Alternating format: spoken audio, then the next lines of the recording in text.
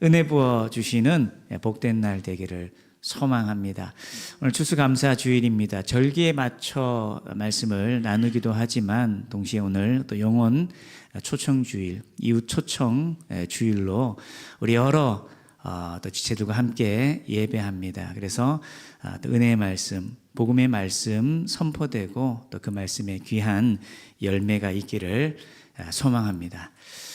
여러분 요즘 미디어를 통해서요, 뉴스나 아니면 유튜브 여러 영상들 통해서 그런 소식들 많이 접하시고 있지 않나 모르겠습니다. 우리나라의 인지도, 위상이라는 것이 예전과 많이 달라졌다라는 것을 여러분 느끼세요? 예. 정말 많이 달라진 것 같아요. 특히 이걸 어떤 분들이 많이 느끼시느냐, 외국에서 이제 거주하시는 우리 교포들께서 이걸 굉장히 많이 느끼시는 것 같아요. 대한민국이라는 이 나라가 예전에는 논쟁의 여지가 있었습니다. 한국이 선진국이냐 아니면 조금 발달된 중진국이냐라는 논란의 여지가 있었지만 분명한 것은요, 지금은 아무도 그걸 논란의 거리로 여기지 않습니다. 대한민국이라는 나라가 어떤 경제, 사회, 문화적으로 이제 선진국이다라는 것을 대부분의 사람들이 인정하고 또 우리가 선진국이다라고 생각했던 그런 나라의 사람들이 한국이 참 우수하다, 발달됐다, 대단하다라고 인정하는 그런 모습들도 봅니다. 그러다 보니 예전에는 관심 밖에 있었던 우리나라였지만 많은 사람들이 관심도 가지고요, 그리고 관광을 오기도 하고요, 또 오지는 못해도 우리나라에 대해서 어떤 정보를 주의 깊게 보기도 합니다. 그러면서 이 외국인들이 좀 깜짝 놀라는 부분이 하나 있습니다. 그게 뭘까요? 우리나라 인구를 보고 깜짝 놀랍니다. 왜 놀랄까요? 많은 외국인들이 대한민국 인구가 적어도 1, 2억은 되는 줄 알았대요. 왜 그랬을까요? 특히 여행을 많이 하는 사람들이 전 세계 어느 곳을 가더라도 누구를 많이 만날까요? 대한민국 사람들이 어딜 가나 있더랍니다. 중국 사람들이 많은 건 이해가 가잖아요. 10억이 넘는 인구니 그들이 선진국까지는 아니라 하더라도 인구가 많으니 어딜 가든 중국 사람 많이 보는 거는 이해가 가는데, 아니 한국이라는 나라가 도대체 인구가 얼마길래 전 세계 유명한 관광지라고 하면 어딜 가든지 한국 사람들이 다 있대요. 그래서 한국에 대한 정확한 정보가 없던 사람들은 야, 대한민국이 그냥 잘 사는 게 아니라 인구도 한 1, 2억은 되나 보다라고 생각했는데 이제 5천만이다라는 이야기를 들으면 아니 그것밖에 안 되는 사람들이 어떻게 그렇게 세계 곳곳에 관광을 하면서 다니냐고, 도대체 얼마나 잘 살면 그러냐라는 얘기를 한다고 합니다.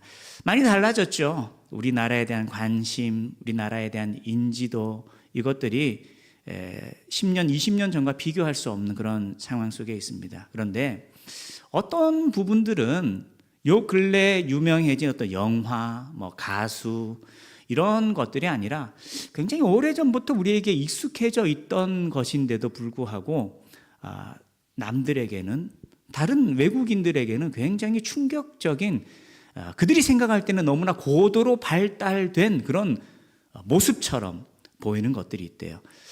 예를 들면 어떤 것일까요? 이런 겁니다. 어떤 한 외국인이 한국에 와서 영상을 찍어요. 라이브로. 나 지금 밤 12시인데 편의점 가고 있다. 이걸 막 자랑을 합니다. 그러면 댓글이 막 줄줄 달려서 그런 나라가 세상에 어디냐면서 깜짝 놀래고 부러워한다라는 거예요. 여러분 밤 12시에 편의점 가는 것을 야, 나는 너무 축복받은 사람이야 라고 생각해 보신 적 있으세요? 그냥 당연한 일상이셨습니까?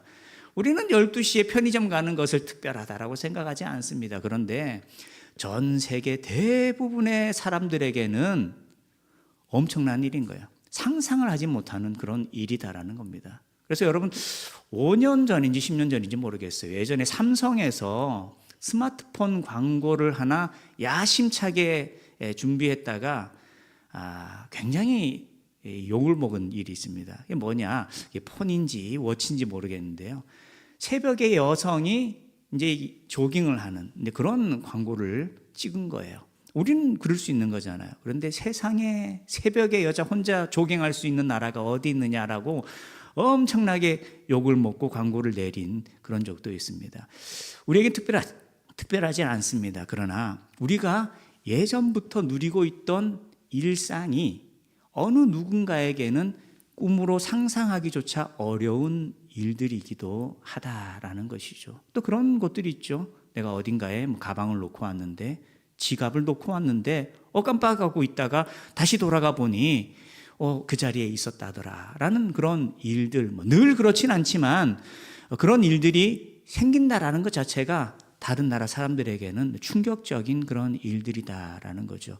우리는 우리 자신을 우리 안에서만 볼 때 우리가 누리고 있는 것, 요 근래에 발달된 것들뿐만이 아니라 우리가 누리고 있었던, 우리의 일상 속에 있었던 일들에 대해서 우리가 우리 자신만을 볼 때는 그게 뭐 특별한 건가?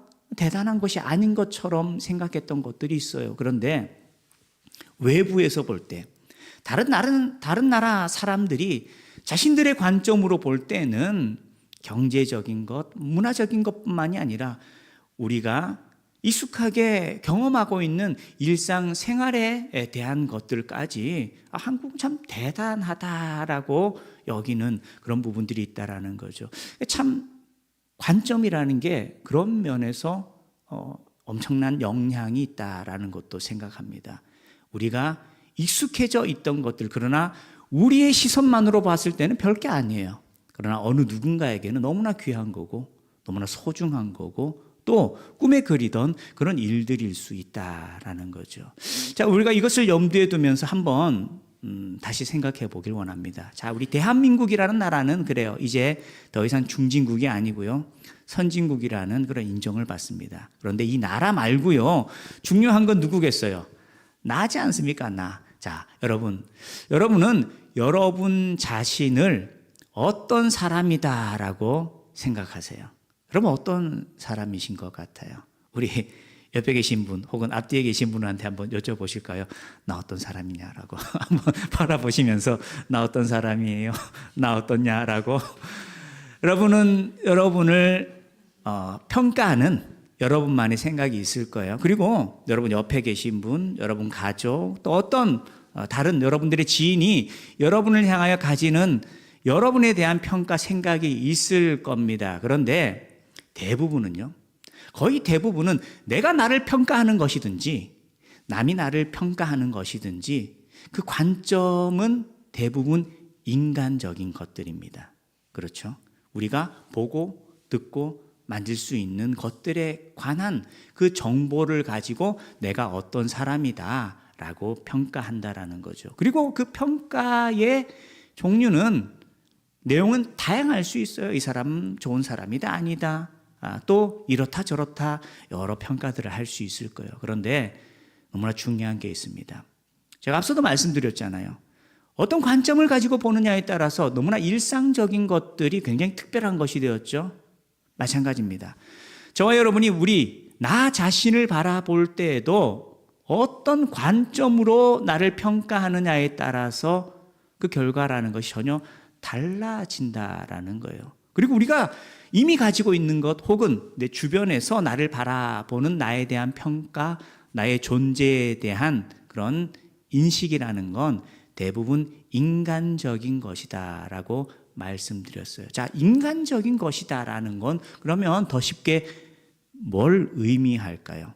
물질적인 것이다라는 거예요. 사람이 가지고 있는 이 몸과 그 몸이 가지고 있는 소유 혹은 그 사람이 가지고 있는 어떤 실력, 또 그가 말하고 듣는 어떤 것들에 관한 평가가 대부분이다라는 겁니다. 그러나 아주 중요한, 가장 중요한 관점이 하나 있습니다. 그게 어떤 관점일까요? 바로 성경적인 관점이다라는 거예요. 사람은 사람을 볼 때 인간적인 관점에서 내가 어떻다 혹은 저 사람이 어떻다라는 것을 말할 수 있어요. 그러나 그 어떤 사람들의 평가 또 자신의 그런 평가, 그것과 비교할 수 없고, 그것을 뛰어넘는 가장 중요한 본질적인 사람에 대한 관점은 어떤 것이냐? 바로 성경적인 관점. 성경이 사람을 어떻게 보고 얘기하느냐. 그게 가장 중요하다라는 겁니다. 자, 그러면 왜 그럴까요? 왜 성경적인 관점에서 사람을 보는 것이 중요할까요? 그건 사람의 본질이 어디에 있느냐라는 것과 관련이 있어요. 자, 앞서 우리가 흔히 서로를 혹은 자신을 평가하는 것, 어떤 관점으로 논한다라고 했죠? 인간적인 관점이다라고 했죠. 그리고 그 인간적인 관점이라는 건 다르게 말하면 어떤 것이라고요? 물질적인 관점이다라는 겁니다. 이걸 좀 더 쉽게 얘기하면 대부분의 사람들은 사람을 어떻게 인식하느냐? 육체로 인식한다라는 거예요. 몸이 전부다라고 생각한다라는 겁니다. 내가 지금 살이 있고 뼈가 있어요. 이 육신이라는 것이 사람의 본질이고 이게 전부다라고 생각하고 그 육신을, 그 몸을 기준으로 사람을 평가하고 삶을 논하고 또 인생의 목적이라는 것이 정해지고 또 그걸 위해서 노력하고 애쓰게 된다라는 겁니다. 그러나 성경적인 관점은 달라요. 사람이 몸이 본질이고 이게 전부인 것처럼 여기는 것과는 전혀 다릅니다. 그럼 어떻게 다를까요? 물론 몸이 중요하죠. 몸이 있습니다. 그러나 성경은 사람이 몸으로만 존재하고 있는 것이 아니다라고 말하는 겁니다. 그러면 무엇이 있다라는 거죠? 사람이 이 몸, 살과 뼈로만 이루어진 것이 아니라 사람의 본질은 영혼에 있다라고 말하는 겁니다. 그래서 우리는 존귀한 존재죠. 그런데 왜 존귀합니까? 여러분이 뼈와 살로만 이루어졌다면 길거리에 돌아다니는 주인 없는 강아지 혹은 저 정육점에 걸려있는 먹음직한 살코기와 우리가 다를 바가 뭐가 있겠어요? 단지 조금 지능이 탁월해서 그들을 우리가 이용할 수 있다는 것 이외에 어떤 차이점이 있겠습니까? 그러나 우리는 몸을 전부라고 은연중에 생각하면서도 또 마음 한편으로 사람이 동물과 같다라고 생각하지는 않아요. 존귀하다, 내 생명은 존귀하다라고 생각을 합니다. 그렇게 생각하는 중요한 이유는요, 바로 내가 알지 못하고 있지만 느끼고 있는 거예요. 내가 영혼을 가진 영적인 존재이기 때문입니다. 그리고 또 한편으로는요, 이런 측면에서도 얘기할 수 있죠. 몸이 전부라면 이 몸을 만족시키면서 우리는 행복할 수 있어요. 잘 먹고 잘 입고 잘 자고 생활하면 그게 끝입니다. 그래서 여러분, 우리가 길거리에 따뜻한 봄날에 그런 모습 볼 수 있어요. 개나 고양이가 잘 먹고 따뜻한 햇살을 받으면서 이 두 다리가 아니죠. 네 다리를 쫙 늘어뜨리고 누워 자고 있으면 지나가면서 사람들이 뭐라고 얘기합니까? 네 팔자가 내 팔자보다 낫다라는 말들을 하잖아요. 그거는요, 걔네들한테는 그게 그냥 전부인 거예요. 오늘 배고플 때 먹고 햇살 따뜻하면 그냥 땅바닥에 등 대고 그렇게 이 발을 쭉 늘어뜨린 채 살아가는 거, 그 이상 그들에게 주어질 만족과 행복이라는 게 없습니다. 그런데 사람은요, 여러분, 오늘 여러분에게 맛있는 것 드리고 그냥 어디서 누워 자실 수 있도록 자리를 제공하고 그걸로 우리가 아이고 나는 오늘 굶지 않았으니까 행복하다, 만족하다라고 얘기를 합니까? 그렇지 않아요. 우리가 먹고 입고 생활할 수 있다 하더라도요, 또 지금보다 좀 더 부유한 생활을 한다고 하더라도 사람이 참 특별합니다. 다 입고 먹고 마시고 갖추고 있는데도 여기가 채워지지 않고 비어 있으면 어느 누구도 자신을 행복하다라고 말하지 않는 거예요. 내가 아직 그 정도 수준의 부를 누려보지 않아서 난 모르겠다라고 말하는 분들이 있을지 모르겠지만, 여러분, 어렵지 않게 봅니다. 남 부러울 것 없어 보이는 소유와 부와 지위를 가지고 있는데 여기가 채워지지 않아서요, 자신의 삶이 우울하다라고 말하는 사람들이 너무 많다라는 겁니다. 왜 그럴까요? 아니, 나 같으면 그 정도 있으면 만족하고 떵떵거리면서 살겠는데 뭐가 부족해서 그러냐라고 되물을 수 있겠죠. 그런데 부족합니다. 왜 부족하느냐? 몸으로는 다 채워요. 그런데 여기가 비어있다라는 것은 내 영혼이 안전하지 못하고 내 영혼이 만족하지 못하는 것에 대한 결과이기 때문에 참된 평안과 쉼이라는 게 주어지지 않는다라는 것이죠. 그래서 우리는 알지 못해도 느끼고는 있는 거예요. 내가 영혼을 가진 영적인 존재다. 그리고 성경은 더 분명하게 말합니다. 우리는 뼈와 살로만 이루어지는 것이 아니라 영혼이 진짜 나의 본질인 영적인 존재라는 것을 성경은 말하고 있고요. 그리고 더 중요한 것, 여러분에게 주어진 것 중에 가장 소중한 건 무엇입니까? 저는 100% 확신하며 말할 수 있습니다. 여러분에게 가장 중요한 것 생명입니다. 생명. 그렇죠? 여러분 가지고 있는 소유, 그거 내 생명과 바꾸실 수 있으시겠어요? 그렇지 않죠. 내 생명, 어느 누구든지 자신의 생명을 가장 소중하게 여깁니다. 그런데 몸이 가지고 있는 이 생명이 전부가 아니다라는 거죠. 내 본질은 어디에 있다고요? 나의 영혼에 있다라는 겁니다. 그리고 성경은요, 진짜 생명이 그 영혼에 있다라고 말하고 있습니다. 그리고 내 영혼이 가지고 있는 생명의 가장 큰 특징은요, 영원한 생명을 안고 있다라는 거죠. 그리고 이 몸이라는 건 내 영혼이 잠시 입고 있는 옷에 불과한 겁니다. 여러분, 지금 입고 있으신 옷 너무 좋다라고 해서 잘 때도 입고 한 달, 두 달, 1년, 2년 동안 벗지 않고 입고 계신 분 계세요? 그러면 없으실 거예요. 육신이라는 이 옷도 마찬가지입니다. 영원히 입고 있을 것이 아니라 한 번은 벗게 된다라는 것이죠. 그렇다고 우리가 사라지는 것이냐? 그렇지 않다라는 겁니다. 진짜 나라는 존재, 내 영혼은요, 영원한 생명을 가지고 살아갑니다. 그런데 문제가 하나 있죠. 어떤 문제가 있을까요? 몸도 병에 걸리잖아요. 그럼 영혼도 병에 걸린다라는 겁니다. 어떤 병이에요? 죄라는 것 때문에 병에 걸려요. 상해버립니다. 우리가 재판장 앞에 가서 나 죄 없는 사람이다 라고 말할 수 있는 사람이 이 세상에 많이 있을지 몰라요. 그러나 하나님 앞에서 나의 마음과 생각을 꿰뚫으시는 그 하나님 앞에서 내가 아무 죄가 없습니다 라고 말할 수 있는 사람은 없습니다. 하나님의 죄의 기준이라는 건 세상의 기준과 비교할 수 없는 것이고요. 그 하나님 앞에서 나는 한 번도 거짓된 적이 없고, 나는 한 번도 욕심을 가진 적이 없고, 한 번도 이기적이었던 적이 없다라고 말할 수 있는 사람은 없다라는 것이죠. 그런데 그 죄라는 것이 큰 영향을 미쳐요. 성경의 죄의 싹은 사망이다라고 합니다. 우리에게 주어진 영원한 생명을 잃게 된다라는 것이죠.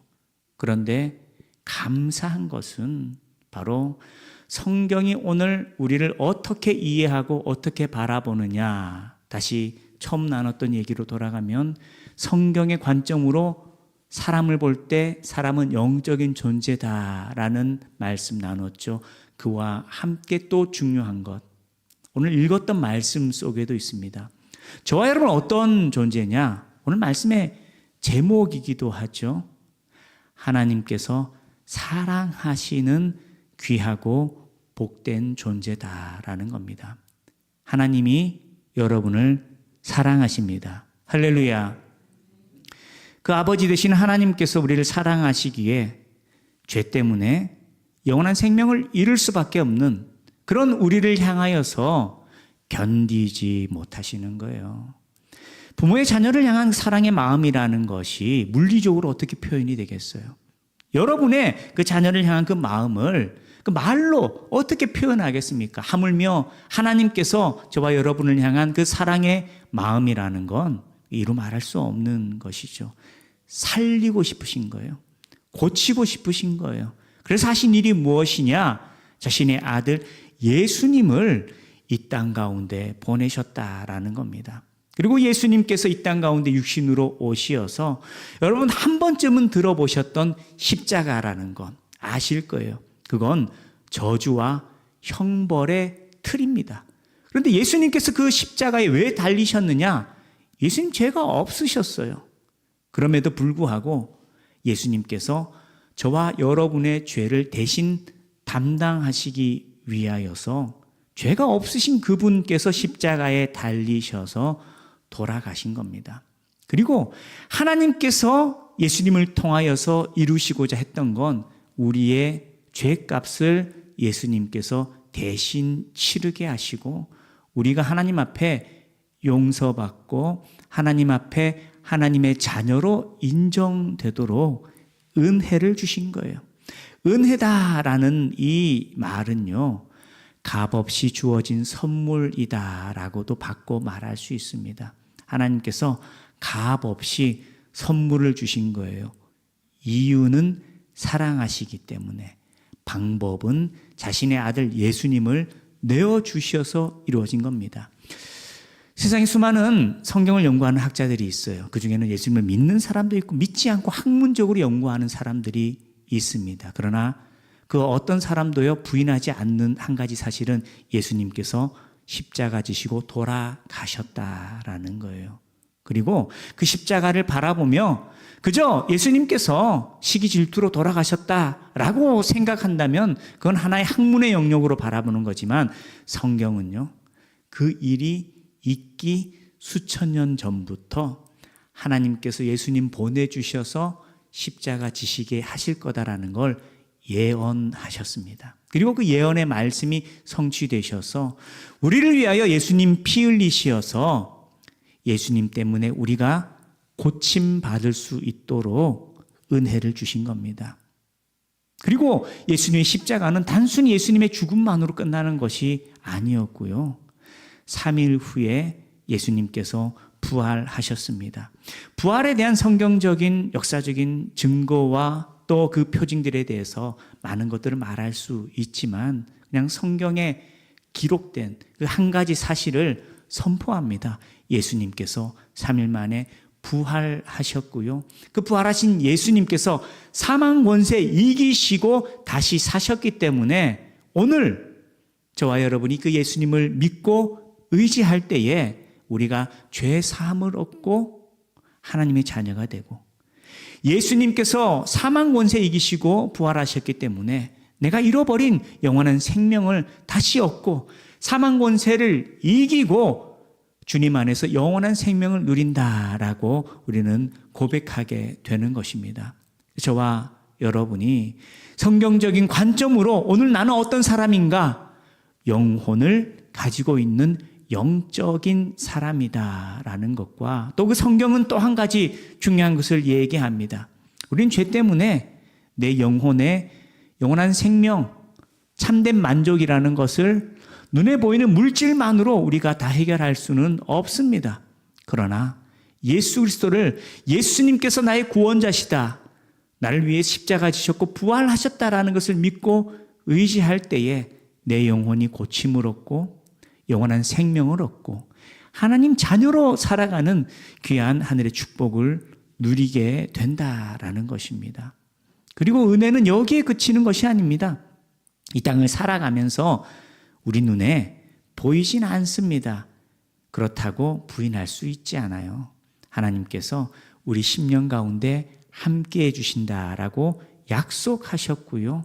그리고 우리 마음에 머무셔서 세상이 이해할 수 없는 평안과 기쁨과 만족으로 또 두려움과 고난과 위기 속에서도 이겨낼 새 힘을 부어주시면서 우리가 하나님의 은혜로 살아갈 수 있도록 우리를 도우시고 인도하신다라는 겁니다. 오늘 저와 여러분이 예배 속에서 이 복음의 말씀, 복음이라는 것은 기쁜 소식이다라는 겁니다. 예수님께서 이 땅에 오셔서 십자가를 지신 것, 또 부활하시어서 사망 권세 이기신 것을 기쁜 소식, 우리를 구원하는 아주 복된 소식이다라고 고백을 하는 거죠. 그 말씀을 저와 여러분이 듣고 마음에 새기시면서 오늘 이 순간까지 몸이 전부인 것처럼 생각하고 살아왔던 그런 삶이 내가 몸만으로 살아가는 것이 아니라 나한테 뼈와 살만 있는 것이 아니라 나는 영혼을 가지고 있는 영적인 존재이고 내 영혼을 살리고 내 영혼을 돌보는 믿음의 삶을 살아갈 때 나에게 구원의 은혜와 또 하늘의 참된 기쁨과 만족과 소망이 주어진다라는 것을 저와 여러분이 깨닫고 고백하고 예수님 의지하여서 믿음으로 살아가시는 또 하늘의 영원한 생명과 귀한 은혜와 축복이 주어지시길 주님의 이름으로 축복합니다. 할렐루야. 이 시간 들은 말씀